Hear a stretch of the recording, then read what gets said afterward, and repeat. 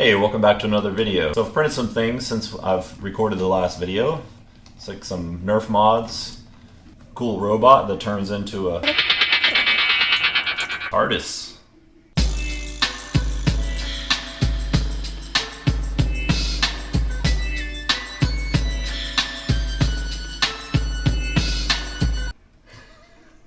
So thanks for the comment that you posted on a video. The question was in a comment, what are the settings that I use to get the quality of the print? So that's what I'm going to show you today. Alright, so we've got Cura open here. First of all, I did create a printer for this, and I'll show you just the settings I use for this printer. 200 by 200 by 175, heated bed. These settings I think are pretty much out of the box. Let's see if I got 0.4, 1.75. So that should be pretty generic, but just in case, just showing you. Alright, now for the actual settings. If you go up to your profiles, which I created a profile called New Normal. Go to Manage Profile. Oops. Go to Manage Profiles. It'll show you kind of what's different from the default. So normal layer height, I don't use any type of bed adhesion, and I do a 0.4 initial layer, and that gives me all the bed adhesion I need. Let's see. Okay, on my extruder settings, these are the settings here that really make a difference. So I do print at 220. I've tried different temperatures. 220 seems to work the best for me. Float of 101, print speed 60, infill 35, travel. Now all these, travel and acceleration, this is really about trying to get the most speed out of the printer while maintaining the best quality. And then initial jerk or infill jerk, top bottom jerk, and fan speed.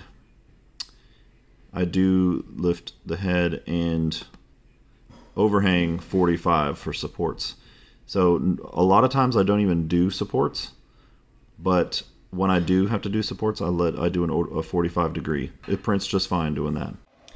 Okay, this is the final resting place where I keep the printer, just outside the room where I normally am. And I want to go over some tips here that also help me get the best quality.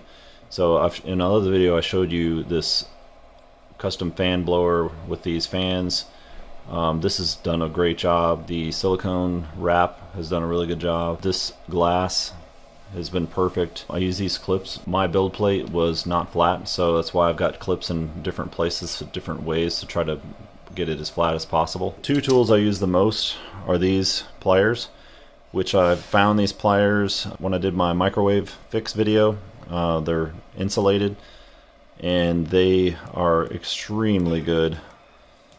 Also, the spatula that came with it, or whatever this is, I don't know if it's a spatula, this scraper, has been great.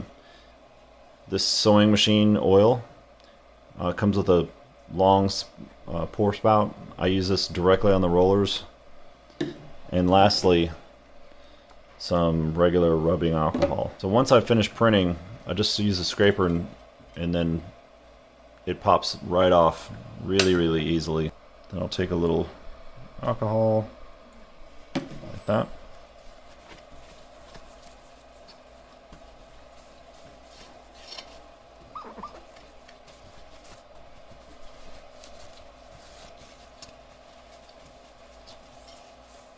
And that's literally all I do. And I get really great prints and great adhesion every single time. Alright, for the PLA brand, I use Amazon Basics, but they quit selling it for some reason. I don't know why. It was really good, the premium PLA, but they don't sell it anymore, so now I've switched to the Hatchbox, which works just fine. I'm actually going to experiment with some of the cheaper brands to see if it works better, because this is still kind of expensive. So there you have it. Hope these tips help you get the best out of your Monoprice Maker Ultimate. If you have any other suggestions for videos, please feel free to leave it in the comments. Thanks.